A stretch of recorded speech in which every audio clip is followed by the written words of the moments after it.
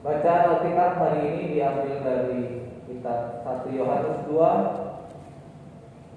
ayat yang ke-7 sampai ke-17 yang menyatakan, perintah yang baru. Saudara-saudara yang dikasih, bukan perintah baru yang kutuliskan kepadamu, melainkan perintah lama yang telah ada padamu dari mulanya. Perintah lama itu ialah firman yang telah kamu dengar. Namun perintah baru juga yang kutuliskan kepada kamu telah ternyata benar di dalam Dia dan di dalam kamu. Sebab kegelapan sudah lenyap dan terang yang benar telah bercahaya. Barang siapa berkata bahwa ia berada di dalam terang, tetapi ia membenci saudaranya, ia berada di dalam kegelapan sampai sekarang. Barang siapa mengasihi saudaranya, ia tetap berada di dalam terang, dan di dalam Dia tidak ada penyesatan. Tetapi barang siapa membenci saudaranya, ia berada di dalam kegelapan dan hidup di dalam kegelapan. Ia tidak tahu kemana ia pergi, karena kegelapan itu telah membutakan matanya. Aku menulis kepada kamu, hai anak-anak, sebab dosamu telah diampuni oleh karena namanya.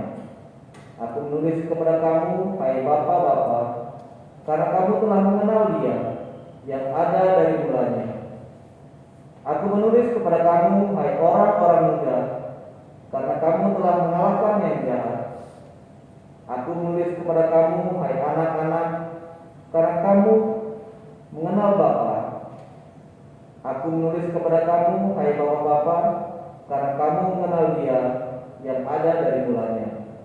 Aku menulis kepada kamu, hai orang-orang muda, karena kamu kuat dan firman Allah diam di dalam kamu, dan kamu telah mengalahkan yang jahat.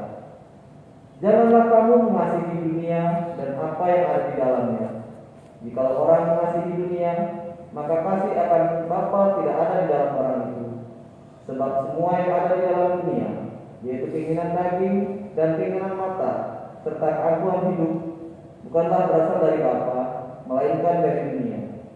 Dan dunia ini sedang lenyap dengan keinginannya. Tetapi orang yang melakukan kehendak Allah tetap hidup selama-lamanya. Demikian pembacaan Alkitab. Hendaklah firman Tuhan dengan segala kekayaannya diam di dalam hatimu, dan ucapkanlah syukur kepada Allah.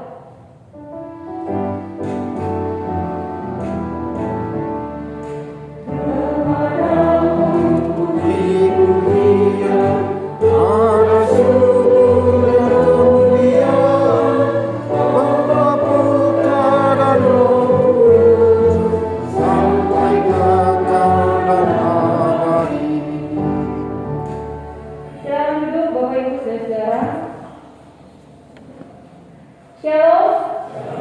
Bapak Ibu saudara yang diberkati oleh Tuhan, bagian firman Tuhan yang kita baca dan renungkan bersama-sama mengawali minggu baru yang masih Tuhan perkenankan untuk kita tangkap ini, ditulis dengan sebuah latar belakang atau kondisi jemaat yang semakin bobrok secara iman pada masa itu.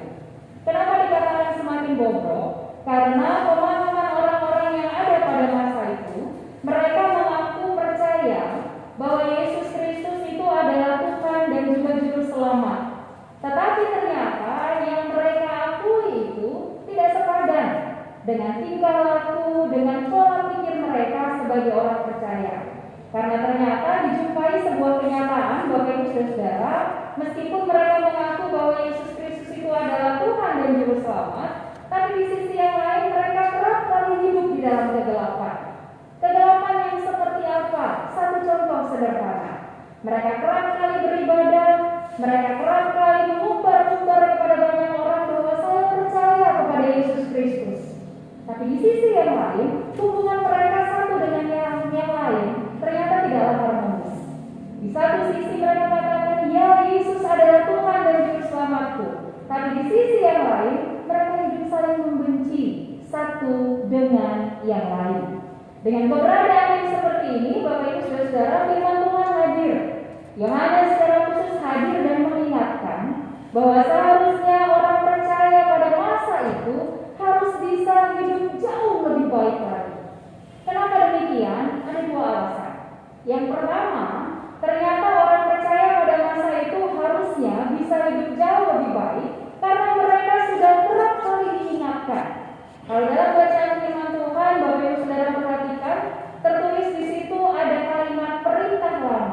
dan juga perintah baru.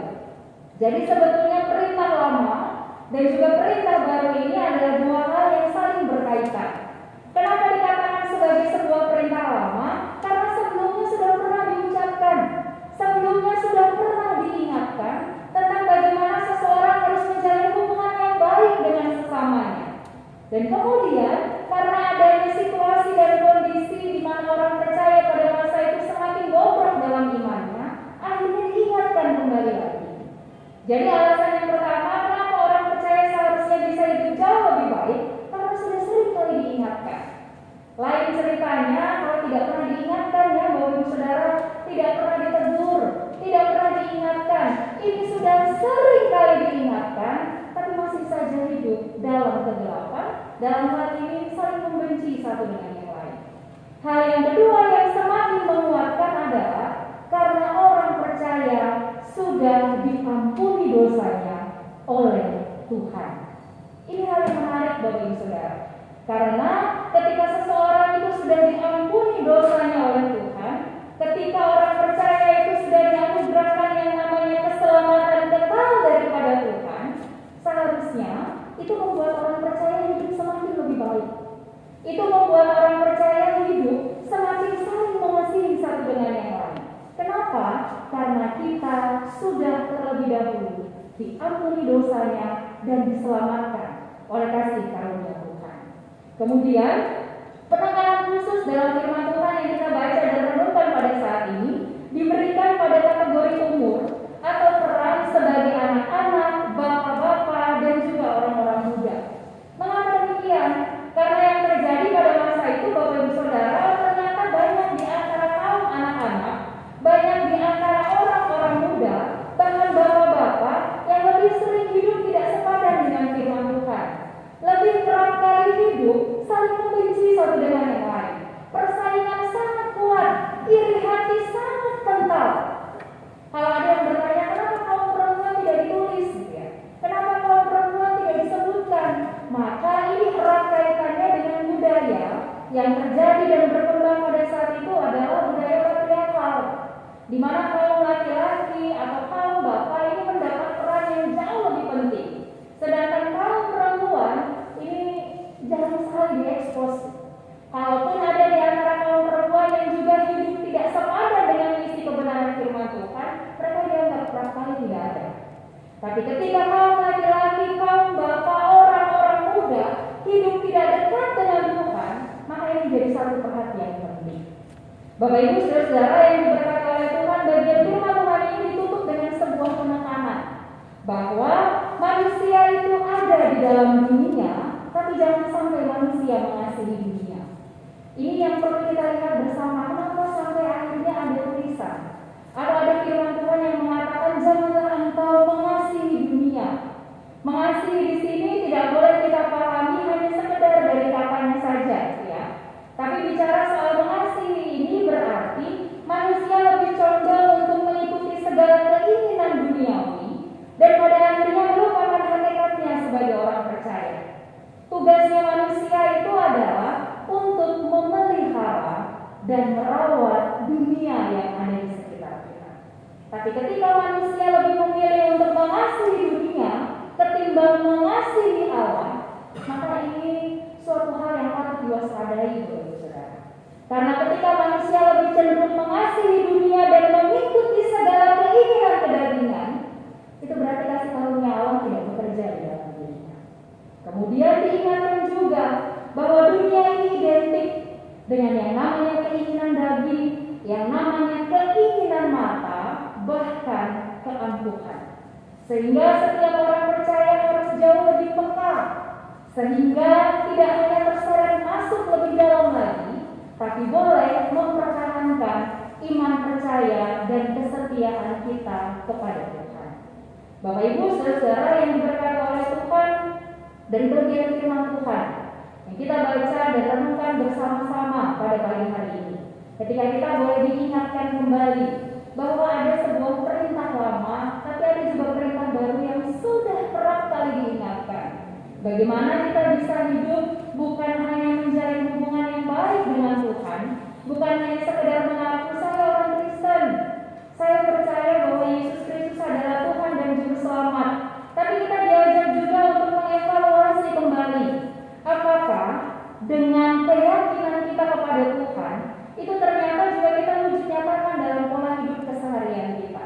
Jangan sampai Bapak Ibu Saudara, apa yang kita baca dan renungkan bersama pada saat ini, yang terjadi dalam konteks orang percaya pada masa itu, ternyata terjadi juga dalam kehidupan kita di masa sekarang.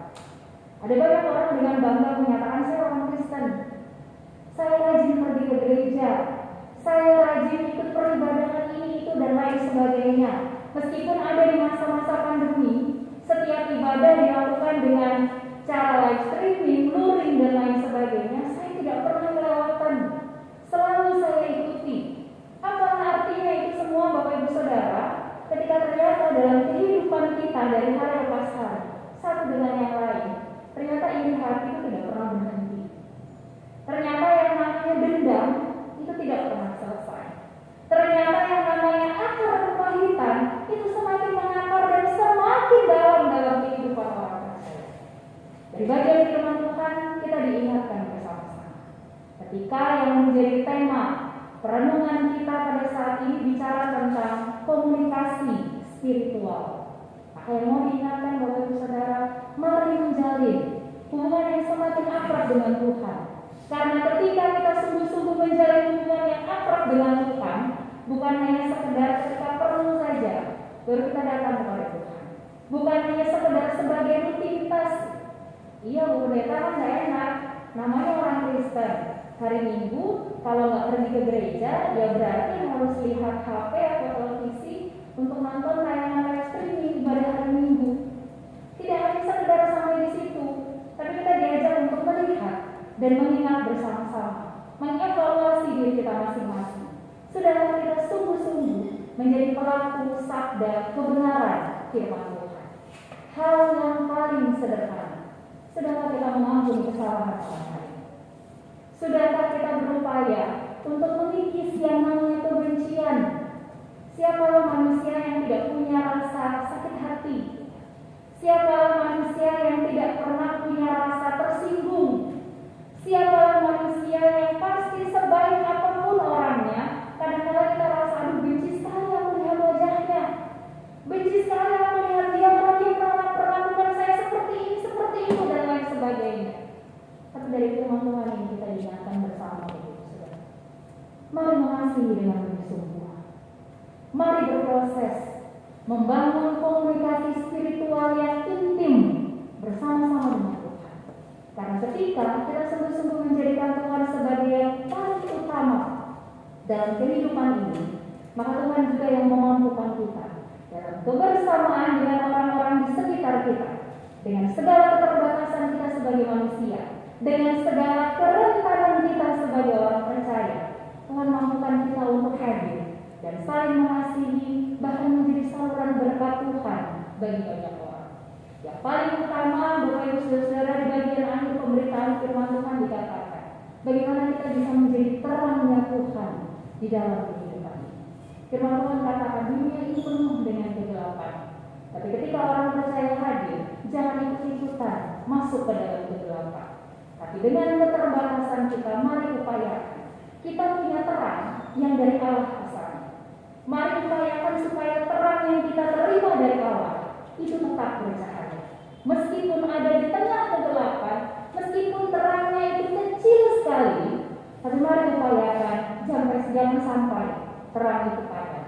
Dengan segala keterbatasan, dengan memohon hikmat dan pertolongan Tuhan, mari kita jaga cahaya kita, terang kita tetap menyala, dan semua kembali untuk hormat dan kemuliaan nama Tuhan. Tuhan Yesus memberkati kita sekalian. Amin.